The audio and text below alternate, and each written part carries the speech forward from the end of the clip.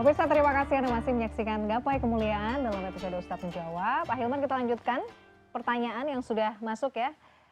Yang keempat ini dari pemirsa Gapai Kemuliaan kita bacakan. Ustadz, sering saya kalau sedang kumpul dengan tetangga atau teman dalam suatu majelis, selalu ada rasa khawatir kalau omongan saya ini menyakiti orang lain. Nah, dampaknya nih, saya agak takut saat mau bertemu dengan orang lain. Nah, bagaimana seharusnya bersikap? Sebenarnya ini bagus ya, berarti Iya. nggak ada kekhawatiran. Iya. Kalau kumpul sama orang tuh justru malah Saya menyakiti melihat orang lain. ada dua POV yang bisa kita lihat. POV yang pertama, boleh jadi mohon maaf, yang bersangkutan ada overthinking. Oh iya, Khawatir, berlebihan ya. berlebihan terhadap respon orang terhadap dirinya. Ini penyakit Mbak Mila, Oh iya, setuju sih ya. ya.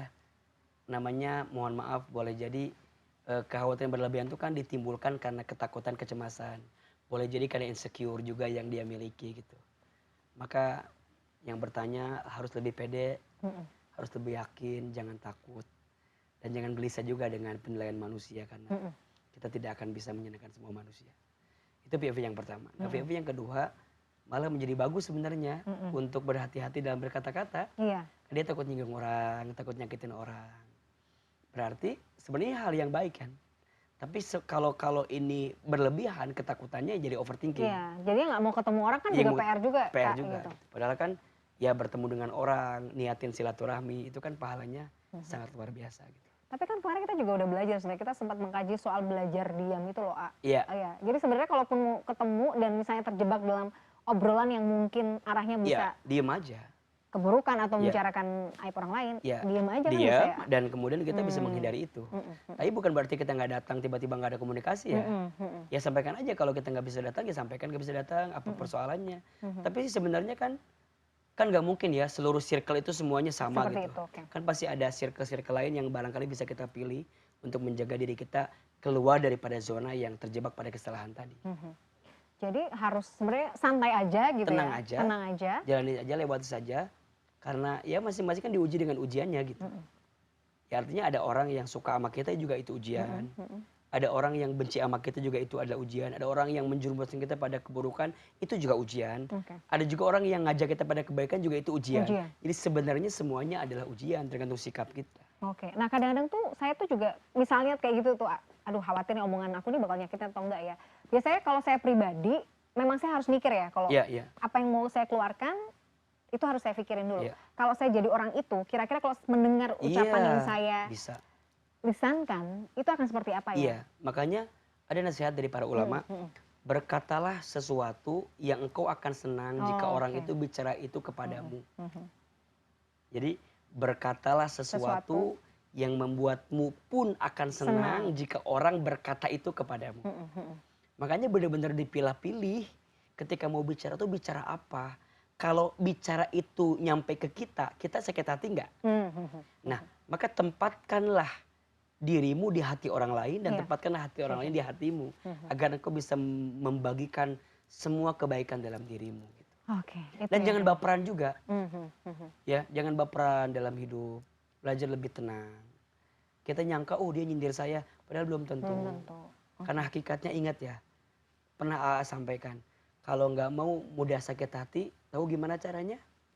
Anggaplah hinaan orang itu tidak ada apa-apanya, karena aslinya kita lebih hina Lebih dibanding hina dari- yang menghina kita. Setuju.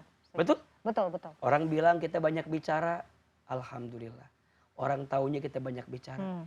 Orang nggak tahu kalau kita banyak hutang. Orang nggak tahu kalau kita banyak buang angin dan seterusnya.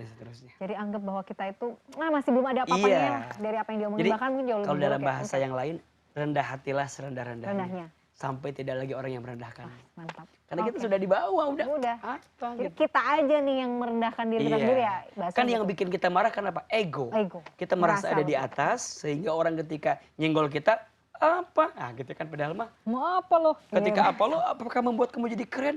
Tidak. Tidak. Membuatmu jadi susah. Udah, ketika orang nyenggol, ya sudah. Iya sudah. Baru lah. disenggol. Gitu, Mbak Mila. Jangan sampai kita malah justru bawaannya jadi senggol bacok Iya, ya, jangan. jangan.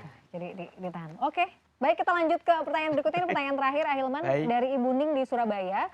Ustadz, apa saja kewajiban yang masih harus dilakukan anak perempuan yang sudah menikah kepada orang tua kandungnya? Juga apa kewajiban menantu laki-laki terhadap mertuanya? Apakah sama dengan orang tua kandungnya? Ini kayaknya Bu Ning ini punya anak perempuan nih. Jadi Iya, menantu laki-laki harus gimana, anak perempuannya harus gimana nih? Gitu. iya. Silakan. Anak laki-laki itu Mm-mm. sampai kapanpun milik milik ibunya, Ibunya. ya, atau milik orang tuanya lah. Mm-mm. Tapi orang tua yang baik akan mengajarkan kepada anak laki-laki untuk mencintai pasangannya ketika dia sudah menikah. Anak perempuan sebelum menikah maka dia milik orang tuanya, setelah menikah Milik maka berpindah kepada suami. suaminya. So, tinggal bagaimana dia memposisikan diri. Ketika orang tua masih ada dan engkau punya kelapangan untuk memberi kepada orang tua, maka tetap berbakti kepada orang tuamu. Yang khawatir begini, orang tuanya sulit, sakit, Mm-mm. rumit keadaannya.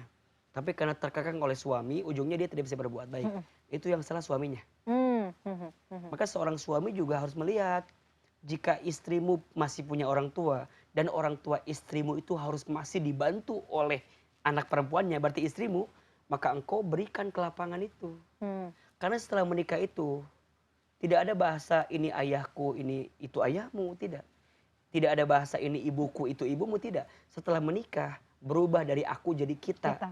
Maka menikah itu menyatukan dua aku menjadi satu kita. Satu kita. Itulah pernikahan, itulah rumah tangga. Maka kita sebagai seorang suami tanya kepada istri kita, gimana ayahmu, gimana bapamu. Sebagaimana sayangnya kamu kepada orang tua kandungmu, maka kamu pun juga harus sayang kepada mertuamu. Karena mertua dan orang tua kandung itu sama posisinya, mertua dan orang tua adalah kandung itu dua sama. yang harus kamu tetap berbakti kepadanya. Nah ini kan yang jadi masalah, pertanyaan orang tuanya. Iya. Orang tuanya banyak menuntut kali sama anaknya untuk kemudian seperti apa keadaannya. Nah, Padahal orang tua ketika anaknya sudah menikah, berikan keleluasaan kepada anak untuk hidup dalam keadaan hidup yang baru tanpa ada kekengan orang tua. Kalaupun orang tua mau ikut campur, dalam batas apa? Doa, ngingetin ibadah, ngingetin kebaikan-kebaikan. Gak usah nanya sama anak perempuan berapa gaji suamimu. Aduh. Di Nah mana? kalau menghadapi situasi yang Kan seperti suka itu begitu, kan? gimana? Ya jangan, maksudnya Iya. Jadi anak juga dalam artian gini, si istri dan si suami juga harus satu kata satu ya. kata. Harus solid juga Dan gitu. orang tua juga artinya ya itu tadi harus kemudian punya punya keikhlasan hati lah untuk kemudian memberikan kelapangan kepada anak-anaknya untuk hidup dengan keadaan yang lebih baik gitu. Kan suka ada mohon izin ya, mohon maaf ya, orang tua yang nanya sama anak perempuan, berapa gaji suamimu itu, di mana kerjanya, ngasih nggak ke orang ngasih tuanya nggak gitu, misalnya membanding-bandingkan jadi gitu itu biasanya. kan jadi perbicaraan. Antara. Nah ini juga penting ya, kita jangan mudah menceritakan tentang pasangan kita kepada orang tua kita. Begitu sebaliknya, pasangan kita pun juga jangan mudah menceritakan tentang kita kepada orang tuanya. Apalagi yang buruk-buruk, jangan, tutup. Jadi sumber. Kalau bisa orang tua kita mah tahunya yang baik-baik aja Baik-baik pada aja. pasangan, agar dia tidak salah menikahkanmu dengan pasangan. Masya Allah. Karena kalau yang nyeritain buruknya pasti akan disumpahin. Bener kan? Kan? Kan gitu Kata kan? mama juga Iya. apa gitu Oh, jadi misalnya. panjang Oke. obrolannya. Maka Malah di ada antara kebencian adab ya. suami istri itu, belajar menutupi aib pasangan masing-masing. Begitu. Masya Allah. Ibu Ning di Surabaya, mudah-mudahan yang tadi disampaikan Ustadz Hilman bisa sedikit memberikan gambaran Amin. ya gitu. Jadi orang tua juga itu tadi harus memberikan keleluasaan kepada Ya. anak untuk bisa mandiri ya dalam rumah tangganya, tapi tapi anak juga harus solid juga, Iya. tidak dengan mudah mengumbar keburukan pasangannya kepada orang tua masing-masing ya ayah. Yang paling penting itu ya, rukun ya. Rukun. Orang tua anak besan itu, aduh memang ya kalau udah urusan rumah tangga, udah campur ke mertua orang tua ini banyak dimensinya. Betul. Banyak yang harus dijaga. Ahilman, terima kasih atas waktunya Sama-sama, dan Mbak jawabannya. Mila. Insya Allah bisa memberikan manfaat luar biasa bagi pemirsa. Pemirsa, usai sudah perjumpaan kita hari ini dalam program Gapai Kemuliaan. Semoga tausiah kali ini bisa menambah hasanah ilmu agama kita, memberikan jawaban yang bermanfaat, dan yang paling utama menambah ketaatan kita kepada Allah Azza wa Jalla. Amin ya rabbal alamin.